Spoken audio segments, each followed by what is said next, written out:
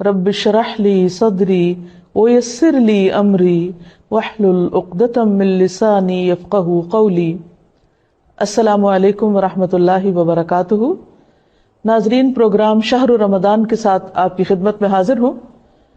آج ہم توبہ اور استغفار کے بارے میں بات کریں گے۔ گزشتہ پروگرام میں ہم نے اخلاص پر بات کی، نیت کے صاف ہونے اور ہر کام کو صرف اور صرف اللہ کی خاطر کرنے کے بارے میں، کیونکہ اللہ سبحانہ و تعالیٰ اس کام کو قبول نہیں کرتا، وہ عمل اللہ کے نزدیک کوئی اہمیت نہیں رکھتا جو اللہ کے لیے نہ کیا گیا ہو۔ لیکن ہم انسان ہیں، ہم سے غلطیاں ہوتی ہیں، اور قدم کی پھسلن سے زیادہ بعض اوقات سوچ کی پھسلن ہوتی ہے۔ سوچ میں کس وقت کیا چیز شامل ہو گئی، بعض اوقات انسان خود بھی اس سے آگاہ نہیں ہوتا۔ اسی لیے اللہ سبحانہ وتعالیٰ نے ہم پر رمضان کے روزے فرض کیے تاکہ اب ہمارے اندر تقوی پیدا ہو۔ تقوی انسان کے اندر ایک کانشیسنس پیدا کرتا ہے، شعور پیدا کرتا ہے، اور جب انسان کے اندر شعور آ جاتا ہے تو اسے اپنے گناہوں کا احساس بھی ہونے لگتا ہے، اسے اپنی غلطیوں پر ندامت بھی ہوتی ہے، اور انسان تو ہے ہی خطا کا پتلا، بھول چوک اس کے ساتھ ہے، ہر لمحہ کچھ نہ کچھ ہوتا ہی رہتا ہے۔ ایسے میں انسان کیا کرے؟ کیا گناہوں کا بوجھ اپنے اوپر لادتا رہے اور اس بوجھ کے تلے دبا رہے، اور پھر اس بوجھ کی وجہ سے طرح طرح کے ڈپریشن اور غم اور دکھ کا شکار رہے؟ نہیں، اللہ رب العزت واسع المغفرہ ہے، غفور الرحیم ہے، وہ اپنے بندوں کے گناہوں کو معاف کرتا ہے۔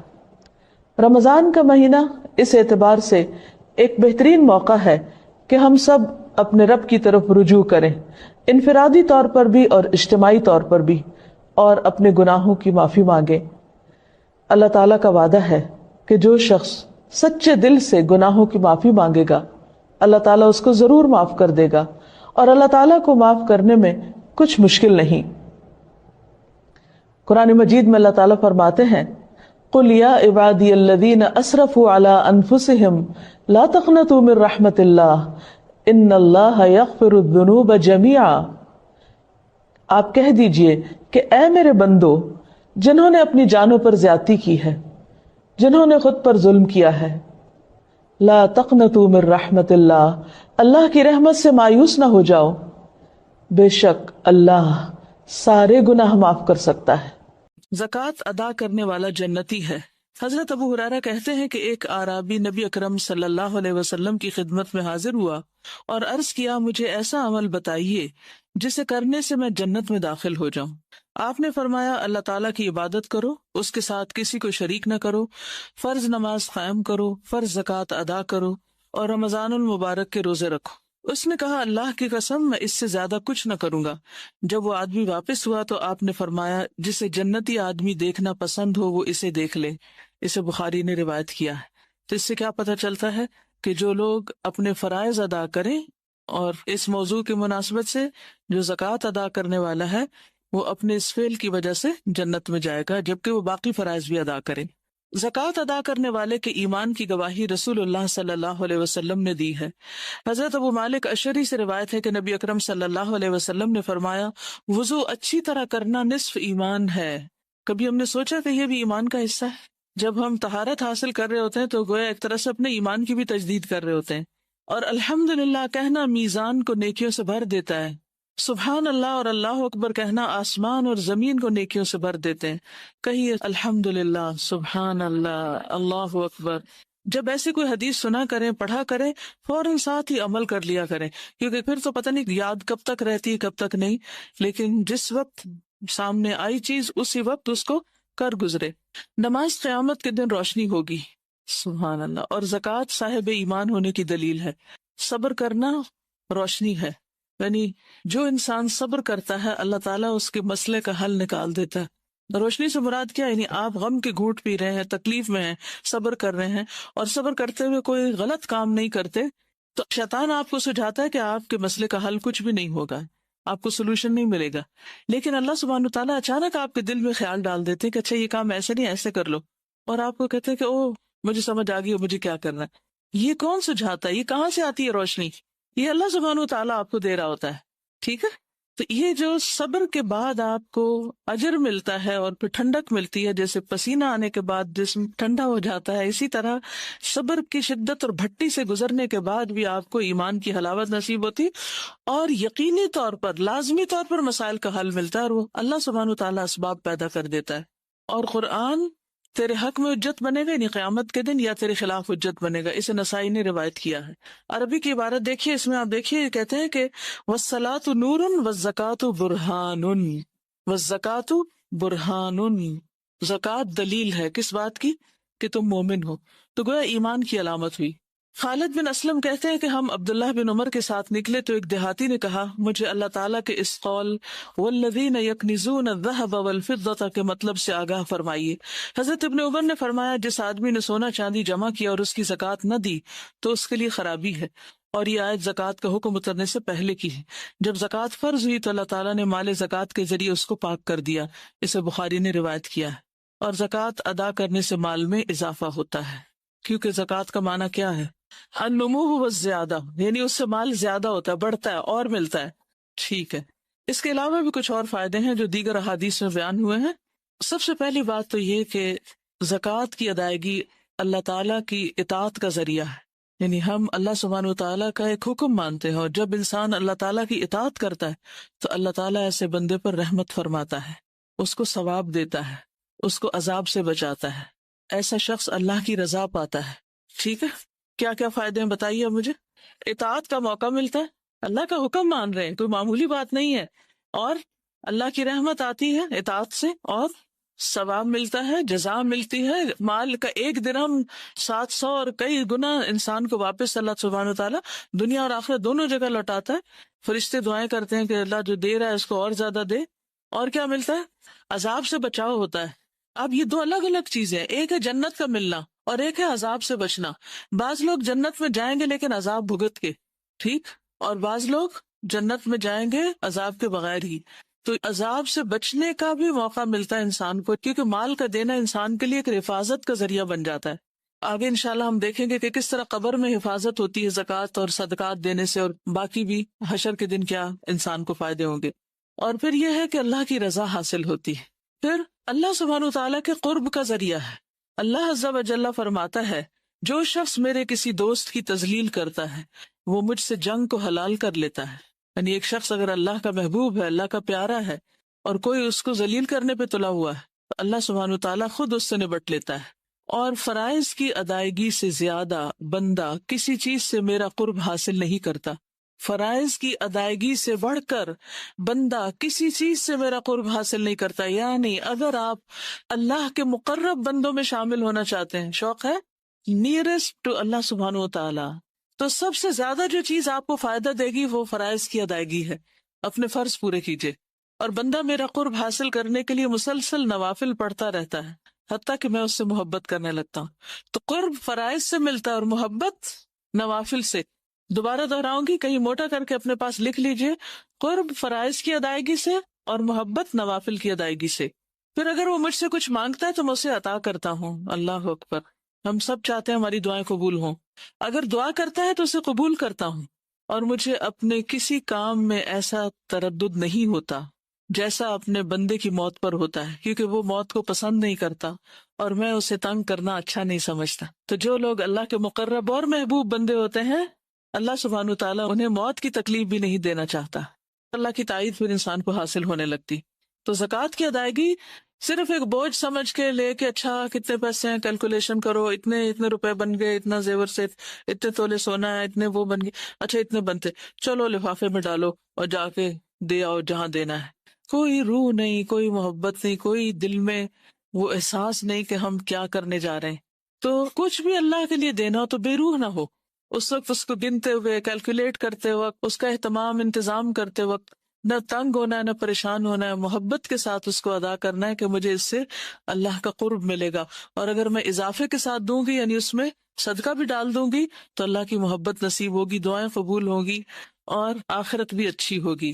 اور جہاں تک رحمت پانے کا تعلق ہے، وَأَقِيمُوا الصَّلَاةَ وَآتُوا الزَّكَاةَ وَأَطِيعُوا الرَّسُولَ لَعَلَّكُمْ تُرْحَمُونَ، اس کی دلیل ہے پھر ایک اور جگہ اللہ سبحانہ تعالیٰ فرماتے ہیں وَاكْتُبْ لَنَا فِي هَذِهِ الدُّنْيَا حَسَنَةً وَفِي الْآخِرَةِ إِنَّا هُدْنَا إِلَيْكَ قَالَ عَذَابِي أُصِيبُ بِهِ مَنْ أَشَاءُ وَرَحْمَتِي وَسِعَتْ كُلَّ شَيْءٍ فَسَأَكْتُبُهَا لِلَّذِينَ يَتَّقُونَ وَيُؤْتُونَ الزَّكَاةَ۔ ڈائریکٹ زکوٰۃ کی بات آ گئی عمل میں کہ میں اپنی رحمت لکھ دوں گا ان لوگوں کے لیے، لازم کر دوں گا جو ڈرتے ہیں، تقوی اختیار کرتے ہیں، بچتے ہیں، بچ کے چلتے ہیں، ڈر کے چلتے ہیں، ڈر کے زندگی بسر کرتے ہیں کہ ہمارا کوئی ایکشن، ہماری کوئی بات، ہمارا کوئی قدم اللہ کو ناراض نہ کر دے۔ وَيُؤْتُونَ الزَّكَاةَ، اور زکوٰۃ دیتے ہیں، وَالَّذِينَ هُمْ بِآيَاتِنَا يُؤْمِنُونَ، اور وہ لوگ ہماری آیات پر ایمان رکھتے ہیں۔ سورۃ الاعراف 156 ہے، اس میں اللہ تعالیٰ فرماتے ہیں میری رحمت ہر چیز پہ چھائی ہوئی ہے، لیکن میں ان لوگوں کے لیے تو لکھ ہی دوں گا، ان کو عنایت کر دوں گا جو تقوی اور زکوٰۃ کا اہتمام کرتے ہیں۔ پھر زکوٰۃ جو ہے وہ انسان کی جان کا فدیہ بھی ہے۔ یحییٰ علیہ السلام کو 5 باتوں کا حکم دیا گیا تھا کہ ان پہ خود بھی عمل کریں اور بنی اسرائیل کو بھی حکم دے۔ ان میں سے ایک ہے میں تمہیں صدقہ کرنے کا حکم دیتا ہوں، کیونکہ اس کی مثال اس شخص کی ہے جسے دشمن نے قید کر کے اس کے ہاتھ گردن سے باندھ دیے ہوں، مصیبت میں پھنس گیا ہو انسان۔ اب امیجن کیجئے دشمن نے قید بھی کر لیا، گردن سے ہاتھ بھی باندھ دیے، یعنی ویسے بھی انسان آئسولیشن میں اور اوپر سے ہاتھ بھی بندھے ہوئے ہیں، اور پھر اسے قتل کرنے کے لیے لے چلیں اور وہ ان سے کہے کیا تم میری جان کا فدیہ وصول کرنے کے لیے تیار ہو؟ پھر وہ تھوڑے اور زیادہ کے ذریعے جس طرح بھی بن پڑے اپنی جان کا فدیہ پیش کرنے لگے، یہاں تک کہ اپنے آپ کو چھڑا لے۔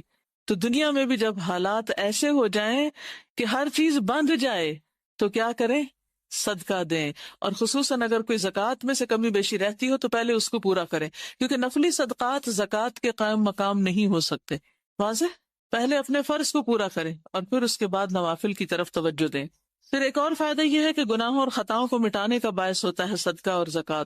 سورۃ المائدہ آیت 12 میں اللہ تعالیٰ فرماتے ہیں کہ ہم نے بنی اسرائیل سے پکا وعدہ لیا اور ہم نے ان میں 12 سردار مقرر کیے، اور اللہ نے فرمایا بے شک میں تمہارے ساتھ ہوں، انی معکم، اللہ کا ساتھ، لئن اقمتم الصلاۃ وآتیتم الزکاۃ، اگر تم نے نماز پڑھی اور زکوٰۃ ادا کری۔ ٹھیک، تو اس سے کیا پتہ چلتا ہے کہ اللہ کا ساتھ نصیب ہوتا ہے، اللہ کی مدد آتی ہے اس شخص کو جو زکوٰۃ دیتا ہے۔ اور میرے رسولوں پر ایمان لائے اور انہیں قوت دی اور اللہ کو قرض دیا، اچھا قرض یعنی دین کے راستے میں جان مال سے مدد کی، تو یقیناً میں تم سے تمہارے گناہ ضرور دور کر دوں گا۔ تو اس سے کیا ہوتا ہے؟ گناہوں کا کفارہ، اور یقیناً تمہیں ایسے باغوں میں داخل کروں گا جن کے نیچے نہریں بہتی ہوں گی۔ پھر جس نے اس کے بعد تم میں سے کفر کیا تو یقیناً وہ سیدھے راستے سے بھٹک گیا۔ جنرلی بھی صدقے کے بارے میں آتا ہے کہ صدقہ گناہوں کو اس طرح ختم کر دیتا ہے جیسے پانی آگ کو بجھا دیتی۔ اللہ اکبر، کیونکہ گناہ انسان کے راستے کی رکاوٹ ہوتے ہیں۔ انسان کی نیکی کے راستے میں کیا چیز رکاوٹ بنتی ہے؟ گناہ۔ انسان کے رزق کے راستے میں کیا چیز رکاوٹ بنتی ہے؟ گناہ۔ تو اس کے لیے پھر کیا کرنا چاہیے؟ صدقہ کرنا چاہیے تاکہ رکاوٹیں دور ہو جائیں۔ ٹھیک ہے، سب اعمال میں افضل عمل صدقہ۔ اب میں صدقے کی کچھ حدیثیں بیچ میں اس لیے لا رہی ہوں کہ صدقات کی کتنی قسمیں؟ 2 قسمیں، ایک فرض اور ایک نفل۔ تو جب صدقے کا لفظ آتا ہے نا قرآن مجید میں یا حدیث میں، تو اس سے مراد دونوں ہو سکتے ہیں۔ عام طور پر جب ہم صدقہ بولتے ہیں تو اس سے مراد صرف کیا لیتے ہیں؟ نفل صدقہ۔ تو نفل ادا کرنے سے پہلے فرض کی فکر کیجئے۔ اس کے جو فضائل ہیں یا فضیلت ہے زکوٰۃ ادا کرنے کی، یہ جب صدقے کا لفظ ہے تو اس کو بھی اس میں ایک عمومی معنی میں لا سکتے ہیں کہ اس کا یہ فائدہ ہو، کیونکہ ہم پتہ کیا ہمارے ذہن میں اشکال کیا ہے؟ ہمارے ذہن میں اشکال یہ ہے کہ یہ تو فرض ہے نا، یہ کون سا احسان جتانا ہے اور اس سے ہمیں کیا ملے گا، تو فرض ادا کر رہے ہیں۔ یعنی جب فرض کی ادائیگی ہوتی ہے تو عموماً ہم کسی بھی چیز کی توقع نہیں رکھتے بدلے میں، جواب میں۔ ایسا ہی ہے، آپ میں سے کون کون زکوٰۃ دیتے ہیں؟ تھوڑا سا مجھے اندازہ ہو جائے کہ میں کن لوگوں کو پڑھا رہی ہوں جن کو کچھ پریکٹیکل ایکسپیرینس بھی ہے یا نہیں۔ اوکے، الحمدللہ۔ اور کچھ نے آئندہ انشاءاللہ دینی ہے شادی وادی کے بعد جب زیور ملے گا تو، اور ہو سکتا ہے اب بھی آپ صاحب نصاب ہوں اور آپ کو پتہ ہی نہ ہو، تو آگے انشاءاللہ کھل جائے گا آپ پر کہ آپ پہ زکوٰۃ آتی ہے کہ نہیں آتی۔ تو آپ نے آج تک جتنی بھی زکوٰۃ دی، کبھی زکوٰۃ دیتے ہوئے یہ سوچ آئی کہ اس پہ مجھے ثواب بھی ملے گا؟ کم آتی ہے نا، کم خیال آتا ہے کہ اس پہ ثواب ہوگا، یا اس سے مجھے کوئی میری بلا ٹلے گی، یا اس سے مجھے اللہ کا قرب نصیب ہوگا، یا جنت یا رحمت۔ یا تو اس لیے بہت ضروری ہے کہ ان احادیث کو ریفریش کر لیا جائے۔ تو حدیث میں آتا ہے کہ صدقہ گناہوں کو اس طرح ختم کرتا ہے جیسے پانی آگ کو بجھاتا ہے، اور صدقہ سب اعمال میں افضل ہے۔ حضرت عمر رضی اللہ تعالیٰ عنہ سے روایت ہے، کہتے ہیں کہ اعمال آپس میں فخر کرتے ہیں، تو صدقہ کہتا ہے میں تم میں سب سے افضل ہوں، اور فلاح پانے کا ذریعہ بھی ہے زکوٰۃ۔ قد افلح المؤمنون الذین هم فی صلاتهم خاشعون والذین هم عن اللغو معرضون والذین هم للزکاة فاعلون۔ پھر اسی طرح زکوٰۃ ادا کرنے والوں کو مساجد آباد کرنے کی سعادت حاصل ہوتی۔ مسجد اللہ کا گھر ہے، جو اللہ کا گھر بناتا ہے اس کو لک آفٹر کرتا ہے اللہ تعالیٰ، جنت میں اس کا گھر بناتے ہیں۔ تو جو لوگ زکوٰۃ دیتے ہیں اللہ تعالیٰ ان کو توفیق دیتے ہیں کہ وہ مساجد کو آباد کر سکیں۔ اس سے پتہ ہی چلتا ہے کہ فرائض ادا کرنے سے، خصوصاً مالی فرض ادا کرنے، زکوٰۃ ادا کرنے سے انسان کے لیے نیکیوں کے مزید دروازے کھلتے ہیں اور اللہ کے دین کی خدمت کا موقع ملتا ہے۔ انما یأمر مساجد اللہ من آمن باللہ والیوم الآخر واقام الصلاۃ وآتى الزکاۃ ولم یخش الا اللہ فعسى اولئک ان یکونوا من المہتدین۔ اللہ کی مسجدیں تو وہی آباد کرتا ہے جو اللہ اور آخرت کے دن پر ایمان لایا اور اس نے نماز قائم کی اور زکوٰۃ ادا کی اور اللہ کے سوا کسی سے نہ ڈرا، تو یہ لوگ امید ہے کہ ہدایت پانے والوں میں سے ہوں گے۔ تو اللہ کی مسجدیں کون آباد کرتے ہیں؟ جو ایمان لاتے ہیں اور نماز اور زکوٰۃ کی پابندی کرتے ہیں۔ ٹھیک ہے، زکوٰۃ ادا کرنے والے اللہ کی مخلوق میں سے بہترین لوگ ہیں۔ ابو ہریرہ کہتے ہیں نبی صلی اللہ علیہ وسلم نے فرمایا، کیا میں تمہیں مخلوق میں سب سے بہتر آدمی کے بارے میں نہ بتاؤں؟ صحابہ نے عرض کیا کیوں نہیں یا رسول اللہ؟ فرمایا وہ آدمی جو اپنے گھوڑے کی لگام پکڑے اللہ عز و جل کی راہ میں نکل پڑا ہو اور جہاں ضرورت ہو وہ اس پر سوار ہو کر جائے، یعنی اللہ کے راستے میں نکلا، جہاں ضرورت ہے اس پہ جاتا ہے، کبھی اس نے روکا ہی نہیں کہ یہ میرا پرسنل گھوڑا ہے اور میرے ذاتی کاموں کے لیے ہے اور میں اس پر اب کوئی اور اللہ کے راستے کا کام کیسے کروں۔ جیسے عام طور پر ہم جب ذاتی ضرورت کے لیے کہیں گاڑی دوڑانی ہوتی ہے تو خوشی سے جاتے ہیں، لیکن اگر دین کے کام کے لیے کہیں نکلنا ہو تو ہم سوچنے لگتے ہیں کہ اس کا پیٹرول کون دے گا۔ فرمایا کہ اللہ کے راہ میں نکل پڑا ہو، جہاں ضرورت ہو وہ اس پر سوار ہو جائے۔ پھر فرمایا کیا میں تمہیں اس کے بعد والے آدمی کے بارے میں بتاؤں کہ اس کے بعد کس کا درجہ افضل؟ تو وہ ہے نمبر 1 ٹاپ کلاس، اور سیکنڈ نمبر پہ کون ہے مقابلے میں؟ صحابہ نے عرض کیا کیوں نہیں ہے اللہ کے رسول صلی اللہ علیہ وسلم، آپ ہمیں ضرور بتائیے۔ فرمایا وہ آدمی جو اپنی بکریوں کے ریوڑ میں ہو، یعنی بکریاں چراتا ہے، چرواہا ہے بظاہر دنیا میں، چرواہا، شیپرڈ۔ کبھی کسی نے چرواہا دیکھا؟ اچھا کوئی بتائے گا دیکھ کر کیا خیال آیا؟ ہے بیچارہ مسکین۔ اور مجھے پتہ کیا آتا ہے خیال، کہتے اللہ کو اس کی بکریاں خرید لے، کیونکہ ہم عام طور پہ کب دیکھتے ہیں چرواہے؟ جب عید کا موقع ہوتا ہے نا تو وہ شہر میں لیے پھر رہے ہوتے ہیں، وہ جس سڑک پہ جاؤ وہاں وہ ساتھ لے کے تو چرا رہے ہوتے ہیں اور لے جا رہے ہوتے ہیں، تو فکر ہو رہی ہوتی ہے کہ پتہ نہیں ایسے واپس نہ چلے جائیں، کہ کتنی سال بھر محنت کی ہے انہوں نے اور اب یہ۔ تو بہرحال ہمارے دل میں یہی خیال ہے، میرے دل میں تو کم از کم رحم آتا ہے ان پر، لیکن اللہ کی نظر میں اس کا مقام کیا؟ اگر وہ نماز قائم کرے اور اس کی زکوٰۃ دیتا ہو۔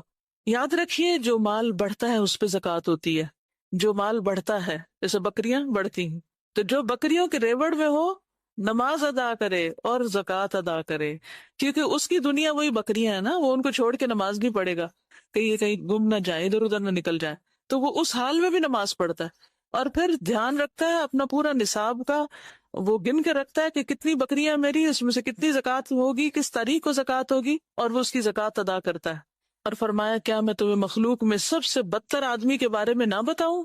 صحابہ نے عرض کیا کیوں نہیں؟ فرمایا وہ آدمی جس سے اللہ کے نام پر کچھ مانگا جائے اور وہ کچھ نہ دے، جس سے اللہ کے نام پر کچھ مانگا جائے اور وہ کچھ نہ دے، یعنی صدقہ نہ کرے۔ پھر وہ لوگ بھی اللہ کو پسند ہیں جو زکوٰۃ کا حکم دیتے ہیں، جیسے انبیاء، وَاذْكُرْ فِي الْكِتَابِ إِسْمَاعِيلَ إِنَّهُ كَانَ صَادِقَ الْوَعْدِ وَكَانَ رَسُولًا نَبِيًّا وَكَانَ يَأْمُرُ أَهْلَهُ بِالصَّلَاةِ وَالزَّكَاةِ وَكَانَ عِندَ رَبِّهِ مَرْضِيًّا۔ کہ اسماعیل علیہ السلام اپنے رب کے بڑے پسندیدہ تھے، کیونکہ ان کی صفات میں کیا کیا چیز شامل تھی؟ صادق الوعد، سچے تھے وعدے کے، اور صرف خود نہیں نماز اور زکوٰۃ ادا کرتے تھے بلکہ اپنے گھر والوں کو بھی حکم دیتے تھے۔ تو اگر آپ رب کا مرضیہ بننا چاہتی ہیں تو صرف نام رکھنے سے کافی نہیں ہوگا تو مرضیہ نام رکھ لیں اپنا، بلکہ کیا کرنا پڑے گا؟ خود ادا کرنے کے ساتھ ساتھ گھر والوں کو بھی بتانا پڑے گا۔ آپ کچھ شیئر کر رہے ہیں گھر جا کر کہ کچھ نہیں بتا رہے؟ گھر جا کر امی کو کیا بتایا؟ لائیو کلاس لے لیں، آپ نے خود کیوں نہیں بتایا؟ یہ بھی ایک نیکی کا کام ہے کہ آپ نے کسی کو راہ لگا دیا، لیکن خود بھی بتانا چاہیے۔ ٹھیک ہے، ایک ایک بات گھر جا کے ضرور شیئر کیا کریں، کم از کم چہرے والی بات ہی سب کو شیئر کر دیتے۔ الحمدللہ کہتی ہے کہ انہوں نے ایک بات بتائی تو ہسبینڈ کہتے ہیں سب کیوں نہیں بتاتی، اور بھی بتائیں۔ الحمدللہ بہت اچھی بات ہے۔ اور ہاسٹل والے کیا کر سکتے ہیں؟ آپس میں ڈسکس کریں، برین اسٹارم کریں اور اپنے جذبات کا اظہار کریں کہ ایک چیز کو پڑھ کے آپ کے دل میں عمل کی کیا خواہش پیدا ہوئی ہے، لیکن علمی گفتگو اور آپس میں ایک دوسرے سے تذکرہ، مذاکرہ، ڈسکشن علم کو پختہ کرنے کے لیے بہت ضروری ہے. ٹھیک ہے. پھر مال کا شر اور وبال دور کرنے کا ذریعہ ہے. جابر رضی اللہ عنہ سے مروی ہے کہ ایک شخص نے کہا، اے اللہ کے رسول صلی اللہ علیہ وسلم، اگر کوئی شخص اپنے مال کی زکوٰۃ ادا کرے تو کیسا ہے؟ آپ نے فرمایا، جس نے اپنے مال کی زکوٰۃ ادا کی پس اس سے اس کے مال کی برائی جاتی رہے گی، یعنی اس کے مال کا شر دور ہو جائے گا، اس کا نقصان دور ہو جائے، یعنی اس کے اندر بھی خیر اور شر ہے نا. بعض اوقات اپنے ہی مال سے آپ ایسی چیز خرید بیٹھتے ہیں جو آپ ہی کے لیے وبال جان بن جاتی. مثلا ایک گاڑی خرید لیتے ہیں جس سے ایکسیڈنٹ ہو کے انسان کا انتقال ہی ہو جاتا ہے. اور یہ تو آپ نے پڑھا ہی کہ صدقات کو اللہ تعالیٰ بڑھاتا ہے، زکوٰۃ دینے سے مال بڑھتا ہے. یمحق اللہ الربا ویربی الصدقات. اور پھر سورۃ الروم کی 39 آیت جو ابھی بتا رہی تھی کہ فاولئک هم المضعفون. اور پھر یہ وعدہ بھی سورۃ سبا 39 میں کیا گیا، وما انفقتم من شیء فهو یخلفہ وهو خیر الرازقین. اور تم جو بھی چیز خرچ کرتے ہو وہ اس کی جگہ اور دیتا ہے. فهو یخلفہ، تم جو بھی چیز خرچ کرتے ہو وہ اس کی جگہ اور دیتا ہے. ایسا نہیں ہے کہ وہ تم سے لے لے اور پھر تمہیں دینا بھول جائے، وہ ضرور دیتا ہے، اور وہ سب رزق دینے والوں سے بہتر ہے.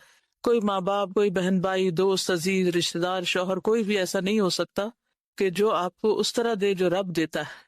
اور پھر صدقہ مال کو کم نہیں کرتا. ما نقصت صدقۃ من مال، اس میں برکت اور اضافہ ہو جاتا ہے، کیونکہ زکوٰۃ تو ہے ہی بڑھانے والی مال کو. حدیث قدسی میں آتا ہے کہ خرچ کرو تم پر خرچ کیا جائے گا، یا خرچ کرو میں تم پر خرچ کروں گا. رسول اللہ صلی اللہ علیہ وسلم نے فرمایا، صحیح مسلم کی روایت ہے، اللہ کا دایاں ہاتھ بھرا ہوا ہے اور رات دن کی فیاضی سے اس میں کوئی کمی واقع نہیں ہوتی. کیا تم نہیں دیکھتے کہ اس نے آسمان و زمین کے پیدا کرنے سے کتنی فیاضی کی ہے؟ جب سے آسمان و زمین پیدا ہوئے وہ خرچ کر رہا ہے، لیکن اس کے دائیں ہاتھ میں کوئی کمی واقع نہیں ہوتی، یعنی سب کچھ دے کے بھی کچھ نہیں ختم ہوتا. پھر اسی طرح اللہ سبحانہ وتعالیٰ کئی گنا بڑھا کے چیز واپس کرتے ہیں. ان المصدقین والمصدقات واقرضوا اللہ قرضا حسنا یضاعف لهم ولهم اجر کریم. بلا شبہ صدقہ کرنے والے مرد اور صدقہ کرنے والی عورتیں اور جنہوں نے اللہ کو اچھا قرض دیا انہیں کئی گنا زیادہ دیا جائے گا اور ان کے لیے باعزت اجر ہے. صدقہ اور زکوٰۃ کی دنیا میں بھی حیران کن اثرات نظر آتے ہیں. کیا آپ نے وہ کہانی سن رکھی ہے جس میں ایک آدمی جو جنگل میں چلا جا رہا تھا اور اس کے کانوں میں ایک آواز پڑی جو بادل سے آ رہی تھی کہ فلاں شخص کے باغ کو سیراب کرو؟ تو اس آواز پر وہ شخص بادل کی طرف چلا کہ بادل کدھر جا رہا ہے، تو ادھر ادھر موو ہونے لگا. دیکھا تو بادل ایک پتھر کے اوپر برسا ہے، ایک پتھریلی جگہ پہ برسا ہے، اور جب پانی برسا تو وہ پانی نالیوں کی شکل میں ایک کھالے کے شکل میں آ کے اکٹھا ہو گیا. اور پھر وہ اس پانی کے پیچھے جانے لگا تو وہ ایک خاص شخص کے کھیت تک جا رہا تھا. وہاں ایک شخص اپنے کھیت کو پانی لگا رہا تھا، تو اس نے اس کا نام پوچھا. اس نے جب اپنا نام بتایا تو کہا یہ تو وہی نام ہے جو میں نے ابھی بادل میں سنا تھا. تو پھر اس نے پوچھا کہ تم میرا نام کیوں پوچھ رہے تھے؟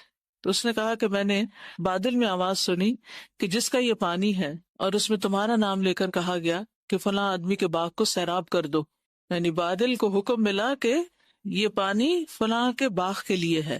اب تم بتاؤ تم کون سا ایسا عمل کرتے ہو جس کی وجہ سے تمہارے ساتھ یہ معاملہ کیا جا رہا ہے؟ اس نے کہا کہ اگر آپ اصرار کرتے ہیں تو میں آپ کو بتا دیتا ہوں، میں باغ کی پیداوار پر غور کرتا ہوں تو میں اس کے 3 حصے کرتا ہوں.